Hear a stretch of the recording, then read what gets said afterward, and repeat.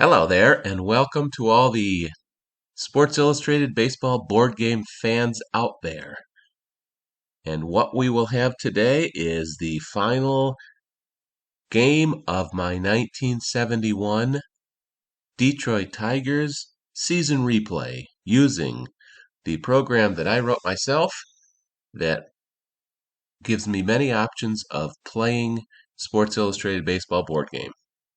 What you're looking at in front of you is the 1971 Detroit Tigers as they came in the game itself. If you're not familiar with the game, the green boxes are hits, the red boxes are outs, the blue boxes are strikeouts.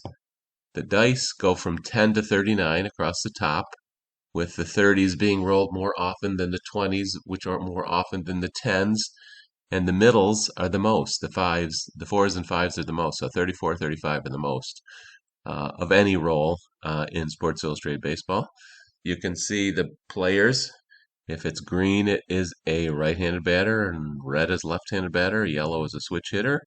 Their speeds are there inside the diamonds, or inside the stars, and then the bunting is green star is a good bunter, and a red star is a bad bunter. So there is the Tigers. And there's their batters, and here are their pitches. Just one moment. On pitchers, there's their pitchers. And their big pitcher was Mickey Lolich, who won 25 games in 1971. So we will see how he did in the 1971 replay. I will play the game, and then I will go over some of the key statistics and see how the game matched with real life. So we will leave this part of my program, and we will go to the replay. So I hit these keystrokes, and it takes me to, do I want to play the next Tigers games? And I say yes. The last Tigers game was the Tigers at the Cleveland Indians.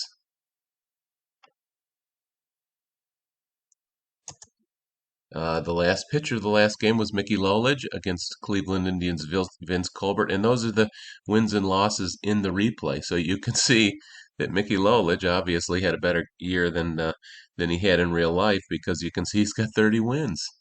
So Denny McLain of the Tigers in 1968 was the last pitcher to have more than 30 wins in a season. This is 1971, so in my replay, the 30-win barrier was broken again.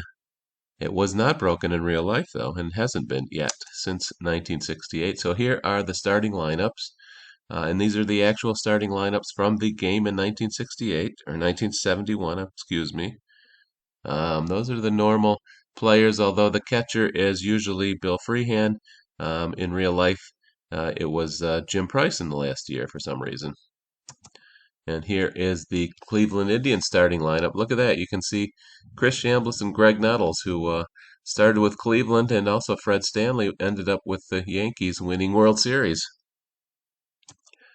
So the way Sports Illustrated works is you add up all the ratings for the defensive players, and you get a number, and that number generates dice roll numbers that if you roll those dice as a pitcher, then it's a defensive outstanding out. So you can see the Tigers are plus 20, and if the Tigers pitcher rolls a 13, then the batter's automatically out. Do I want to see the dice rolls? I will show you the dice rolls. So here we go. So here's the screen. The Cleveland Stadium from 1971 is in the background.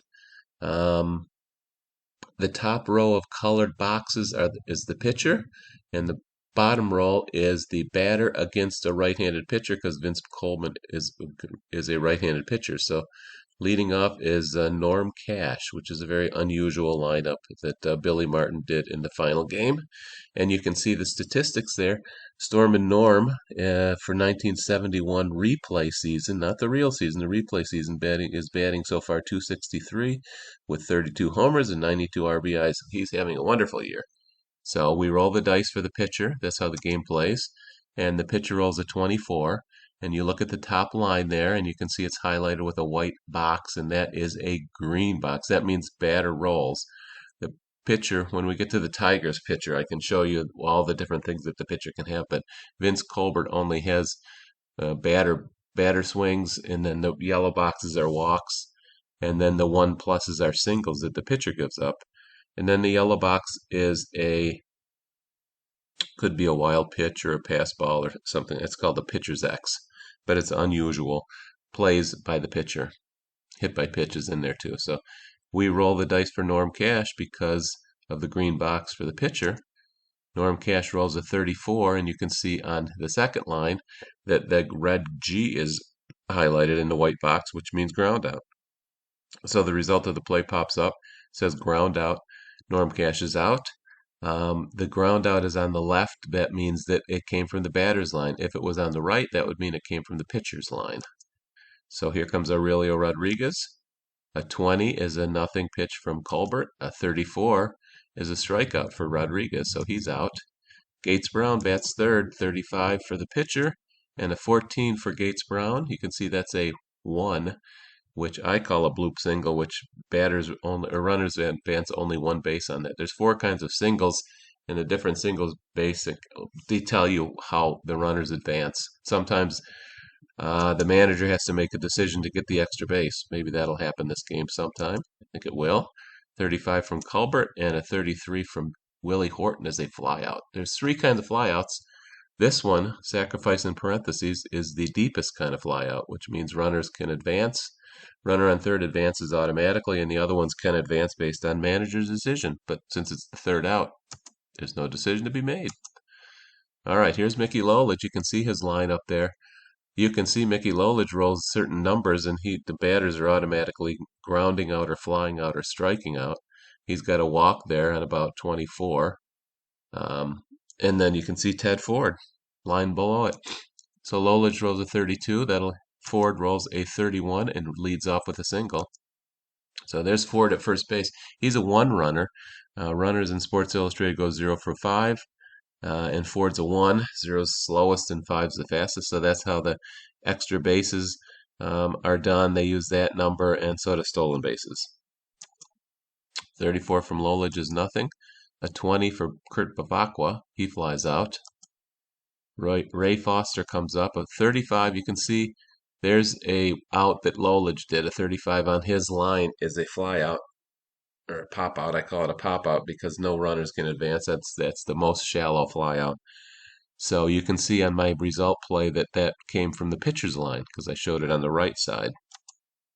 Ray Fosse comes up a 31 from Lolich and a 24 for Fosse. That is a single. Ford goes up to second. Craig Nettles comes up. There's a 31 and a 14. The low numbers are usually good, but a 14 for Craig Nettles in this case is a strikeout. So Lolich gets out of the inning. Here we go, top of the second. There's a 21 and a 33, and McCullough flies out. Jim Price, 37 and a 15 is a flyout. Mickey Stanley comes up, and Mickey Stanley flies out. So there's a quick second inning for Vince Colbert. Chambliss leads off. There's a 14. Now the Tigers' automatic out number for defense is 13, so that means it's not an automatic out for defense. It is a batter rolls the dice, and he rolls a 35 for a ground out. Fred Stanley, there's a walk. You can see that 24 for Mickey Lolich is the yellow box, so Stanley gets a walk. There's Fred over on first base. 32 and a 35 is a strikeout for Hinton, and the pitcher comes up. Pitchers have individual batting lines in this game. All right, look at this. My computer manager has decided that Fred Stanley is going to try to steal second base. So up pops the steal line for a 1 runner, and now I roll the dice to see if Stanley is going to be safe or out. The reds are outs and the greens are safe. So he rolls a 13, and you can see it highlighted over there on the left. It is a red P, which means he was picked off first base. So Lolich picks off Stanley to end the inning. Top of the third, there is a 33 and then a 24, and Eddie Brinkman gets a single. So Eddie's on first. Mickey Lolich is the batter. Obviously, we bunt with the pitcher up. So I indicate that I want to bunt. And the bunt chart comes up. Since Mickey Lolich is a plus next to his name, you can see that means he had a green star, which is a good bunter. So that's the good bunter chart. So I roll the dice. It's a 32. You can see a 32 is highlighted in the white box. It's a yellow 2K. That means that the batter has 2 strikes on him. He can continue to bunt, but if he gets another 2K, it means he strikes out. I'm going to continue to bunt because it's my pitcher. And he gets another 32, which is another 2K, so he strikes out. So the bunt did not work. He missed the bunting and struck out. Norm Cash rolls a 33 and flies out. Rodriguez comes up. There's a 12. That's not their automatic out number. I think theirs was 10. So Rodriguez gets to roll a dice. He rolls a 31. There's lots of hits on 31. That's a number that Sports Illustrated like to put hits on, but not for Aurelio. He's out. All right, here we go to the bottom of the third. A 33 and a 36 is a ground out for Colbert, the pitcher. A 15 and a 24 is a fly out for leadoff hitter Ted Ford. And here comes a Bavacqua, and he is out on a fly out. So we are through 3 innings. It's a 0-0 game. Gator Brown leads off with a ground out. Willie Horton comes up and grounds out also. This is a pitcher's duel so far. McAuliffe grounds out, so we are into the bottom of the fourth. 33 for Lolich and a 39 for Foster. Yeah, Sports Illustrated like to put errors on 39. All the errors in this game are generated just from the batter's line, and they're all one-base errors. So Foster's on first on an error. There's my outstanding defensive play. I rolled a 13, and they're all the G. The red G's is what you get, which is a ground-out force play. So that was a defensive play by the Tigers. Outstanding. Ray Fosse is out. Craig Nettles comes up, and he rolls a 10, and he grounds out into a double play. So that ends the fourth inning. Top of the fifth, Jim Price comes up. Look at that. Vince Colbert rolls an 18, which is on his line is a single, so he gives up a single. So the pitchers with singles on their lines are the weaker pitchers. The pitchers with red and blue on their line are the better pitchers because they get automatic outs. And the weaker pitchers give up hits. So Price is at first. Mickey Stanley comes up. Colbert walks Mickey Stanley, so Colbert is giving up some base runners all by himself here. 27 is nothing, so Eddie Brinkman rolls he rolls a 37. He flies out. Here we go with Mickey Lolich. Let's try another bunt. See if Mickey can get the bunt down this time. And he can. He rolls a 24, and that's a sacrifice. So our base runners move up, and Norm Cash comes up. Stormin Norman gets walked with a 31. So bases loaded for Aurelio. There's another walk. So there we go. Gator Brown comes up with the bases loaded, and now we have one run in. Let's see what Gator Brown can do. Rolls a 37. That's a nothing. Oh, he got Gator Brown out on a 13. That's a ground out. So that ends that inning, but they got a run on, what was it? A single given up by Colbert and then 3 walks. So Colbert kind of gave the Tigers a run in the top of the fifth. So bottom of the fifth, there is a strikeout of Chambliss. Fred Stanley comes up. He rolls a 37, grounds out. Chuck Hinton comes up. He rolls a 34, and he is out also. So 1, 2, 3 for Mickey Lolich. Colbert back on the mound, a 25, and then a 23 for Horton. He flies out. Look at Dick McAuliffe, our little second baseman, hit 21 home runs this year. At the end of the game, I will show you the end of season statistics and how they match up to real life. There's an 18. Colbert gives McAuliffe a single. McAuliffe doesn't need to roll the dice. He gets on first base. There's a 21. There's a 24 for Jim Price. He grounds out with a star, which means runners advance one base. So McAuliffe goes down to second. Let's see if Mickey Stanley can knock in a run. He's batting .312 in this season replay. Oh, he walks Mickey, but first base open. All right, little shortstop Eddie Brinkman comes up. He rolls a 35, and he grounds out. So here we are through, wow, 6.5 innings, only 1-0. So Colbert, in a close game, will go ahead and bat. The Cleveland Indians leave him in. He's only let up 1 run. Ted Ford comes up. He strikes out. Lolich rolls a 37, automatically gets him out. Bavacqua, another 37. He strikes out. So that was a quick inning for Lolich. Here we go, top of the 7th. Mickey Lolich with a 1-run lead. He'll bat, and he'll strike out. Top of the order, Norm Cash. 38 for Norm is a fly out. Rodriguez comes up. He rolls a 20 when he doubles. First extra base hit of the game from Aurelio Rodriguez. Here he is on second base. Gates Brown comes up. Gates rolls at 24 and grounds out to end the inning. Ray Foster comes up. Ray gets a fly out with his 36. Roy Fossey gets a 34, which is a fly out on his line. And Greg Nettles with 2 outs rolls a 30 and strikes out. So here we are through 8 innings, 1-0, or through 7 innings. I'm sorry. Willie Horton leads off. 22 is a nothing to him. There's a ground out. Dick McAuliffe, a 34, and then a 24 is a ground out. Jim Price, let me show you how pinch hitting works in my game. I'll indicate I want a pinch hitter. There's my bench and all of their lines against right-handed pitching. I will pinch hit with Jim Northrup. He's got some green on there, got a home run in there, so there's Jim Northrup. Vince Colbert rolls a 35, and Jim Northrup rolls a 28 and pops out. So that ends the inning. Now I have Northrup. If I hit the D, I can see the defense. I have Jim Northrup at catcher. He's an outfielder. So I need to replace him. So I hit 6,0 because I want to replace the number 6 batter. And there's my bench of defensive players. And my only catcher is Bill Freehand. So I put him in. So I look at the defense again, and there's Bill Freehand in there. And since Bill Freehand is a better catcher than Jim Price was, my defensive rating went up to 25, and my defensive out is a roll of 14 instead of a 13. So that's an improvement. So there's a 25 from Lolich and a 35 from Chambliss, and he's out. Fred Stanley. Stanley rolls a 12, and he strikes out. So Lolich got a 2-hitter going here. 18 is a ground out automatic from Lolich, so Hinton's out. So here we are at top of the 9th. Mickey Stanley. Stanley rolls a 25, and he grounds out. Tigers are not scoring many runs here. 19 is a nothing from Colbert, and 24 is a single for Eddie Brinkman. Let's try another bunt from Mickey Lolich.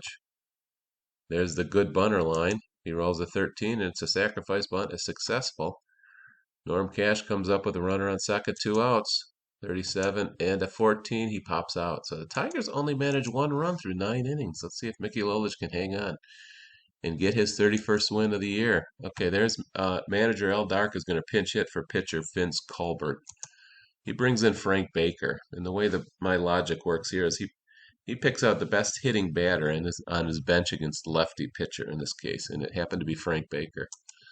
37, it doesn't matter because Lolich rolled a 37, which is out from him,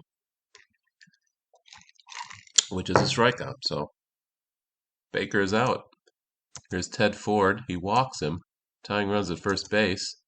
There's my outstanding defensive out because it got changed to 14 because I put Freehand behind the plate. So there's 2 outs. Ray Foster's the last chance for these Cleveland Indians.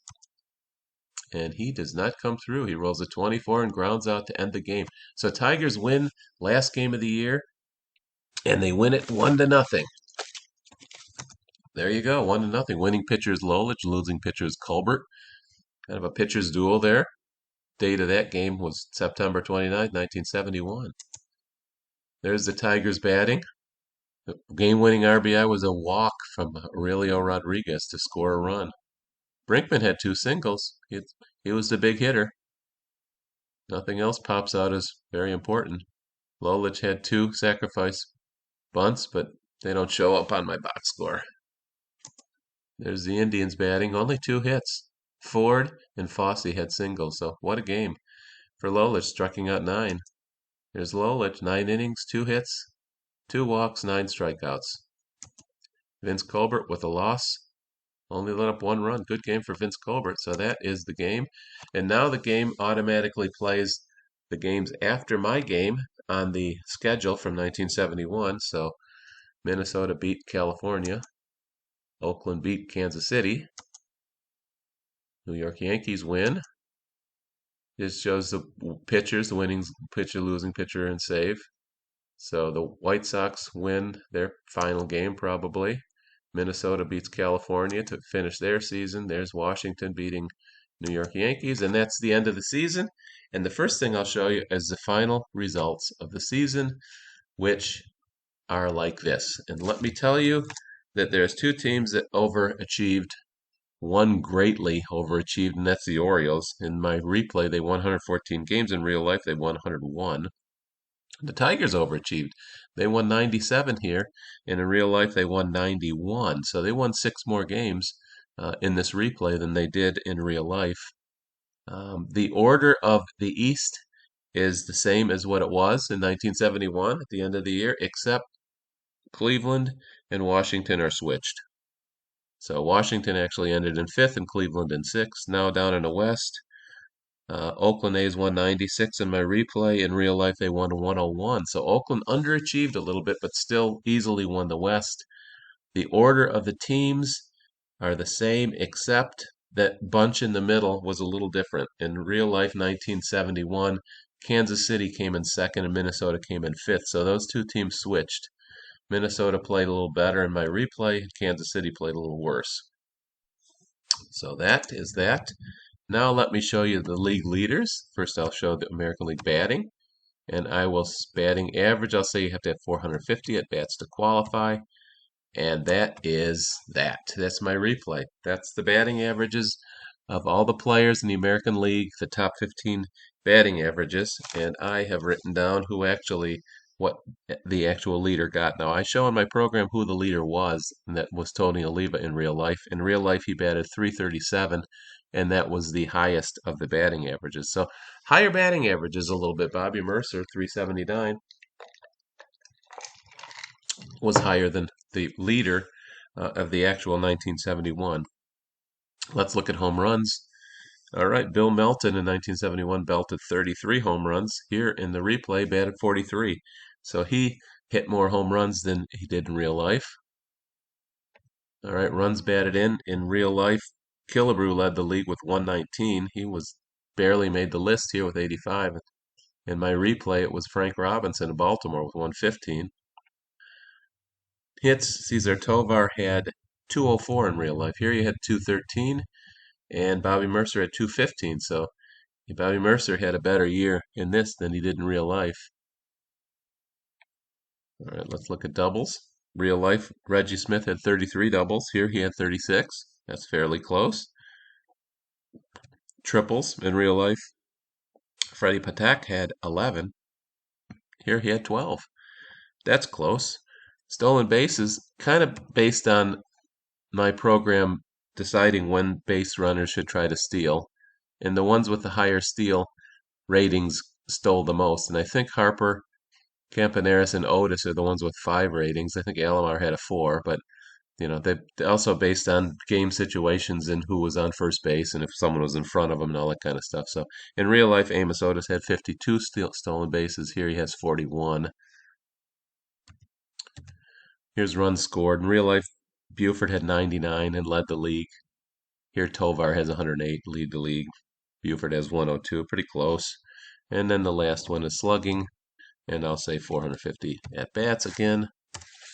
In real life, the slugging leader was Tony Oliva with 546. Here he has 549, fairly close, but he's not the leader. Mercer had an unbelievable year, and Frank Robinson had a better year than he had in real life. So there's the batting.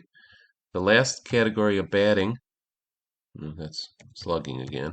Don't want to look at that. The last category of batting is my MVP candidate. So my program just pulls out who had good batting average, lots of home runs, lots of RBIs, and lists them here. So the actual MVP of 1971 was a pitcher. It was Vita Blue. So none of these guys were the real MVP, so there's no red. Okay, let's go back to the American League pitchers and look at the earned run average. I'll say 200 innings pitched is the minimum. So in real life, it was Vita Blue with 1.82. Here we have Wilbur Wood, who did have a very good ERA, but he was not the leader. He is the leader here. Mickey Lolich is down there with 2.06. All right, let's look at strikeouts. Innings pitched. Mickey Lolich look at that. That's pretty close. Mickey Lolich in 1971 pitched 376 innings. In this game, replay, I had him pitching 375 and a third, so that's about as close as you can get. Here we go, Mickey Lolich in 1976 struck out 308. Here he struck out 327, so a little bit better. Here's where Mickey Lolich really achieved. He must have better run support from his Tigers hitters in my replay than he did in real life, because in real life he won 25 games. Here he won 31. Vita Blue was the ERA leader, and here he is with 26 wins. Losses, Denny McLain had 22 in real life. Schellenbach beat him out here. His teammate had 23 losses. So the Washington Senators starting pitchers, there's Bosman down there and Casey Cox. They got a lot of losses. Here's saves. Yeah, saves. My program doesn't exactly put in pitchers just to get saves. It puts them in game situations. It puts them in based on how many games they pitched in. So in real life, Sanders had 31 saves. Here he has 9. All right, games pitched in real life. Sanders pitched in 83 games. Here he pitched in 87. So I'm bringing in the right amount of relievers for the right amount of games in my program with the automatic manager, but I don't bring someone in just to get a save, so I'm short on saves. Let's see ERA. Okay, Cy Young, here we go. Here's the top pitchers of my replay season. And Vita Blue was the Cy Young Award winner and the MVP in 1971. And there he is, 26 wins, 315 strikeouts, and a 1.61 ERA. So pretty darn good. Look at Wilbur Wood. Wilbur Wood might have been a Cy Young Award winner, or I'm thinking maybe they would have given it to Mickey Lolich, which was 31 wins, but who knows? Because Wilbur Wood did not have 29 wins, and Lolich did not have 31 in real life. So there is that. And the last thing I will look up before I end this program is interesting things by team batting and pitching. So let's look at the Baltimore Orioles, who in 1971 had 4 20-game winners. The last time that's happened, here they have 3. So Pat Dobson did not get 20 games, so they did not repeat that in the replay. And then let's look at the Tigers. I'll look at the Tigers pitching first very quickly. There's Mickey Lolich, started 45 games. This game started are the same as in real life. He had 20 complete games in my replay. In real life, he had 29 complete games. In real life, he had an ERA of 2.92, so he pitched better in this than he did in real life. Joe Coleman, 21-9. In real life, he was 20-9. He had a 2.76 ERA here. He had 3.15 in real life, so he's a little bit better also in this. Probably accounts for the Tigers' 6 extra wins. Lolich had 6 extra wins himself, and Coleman had 1 extra win, so there you go.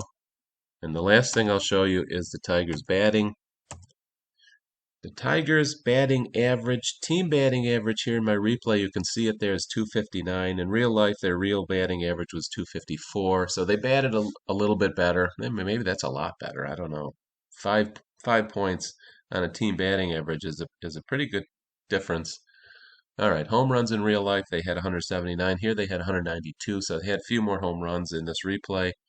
Runs scored, 1971, 701. Runs scored in my replay, 743. So they scored 42 more runs over 162 games. I guess that's pretty close. Let's see, batting averages. The only person in real life that batted over 300 was Gates Brown. He batted 338. Here he bats 245, so that's not really very close. He batted much worse here than he did in real life. And here we have some 300 hitters. We have Northrop 309, Stanley 311. In real life, we didn't have any. Jim Price is 301. Didn't play very much. And then home runs. Let's look at the home runs. In real life, Cash had 32. He's got 32 here, so that's exactly right. Horton had 22 in real life. He's got 26 here. Freehan had 21 in real life. He's got 19 here. McAuliffe had 18 in real life. Here he's got 21. Kaline and Rodriguez had 15 each in real life. Here they have 21 each. Wow, they have the same number. It's a wrong number, but they have the same number, both of them, in real life and here. And then the last one is Jim Northrop with 16 in real life. Here he has 19. So a few more home runs, a little bit better batting average, a little bit better pitching from Lolich and Coleman. So that is my 1971 season replay. Hope you enjoyed it. I will end by once again showing my Tigers team chart. So that being said, hopefully this is not too long of a video. Looks like 30 minutes, a little longer than I like to put out there, but it is the final game of 1971 replay, so I am logging off now. Hope you all have wonderful days.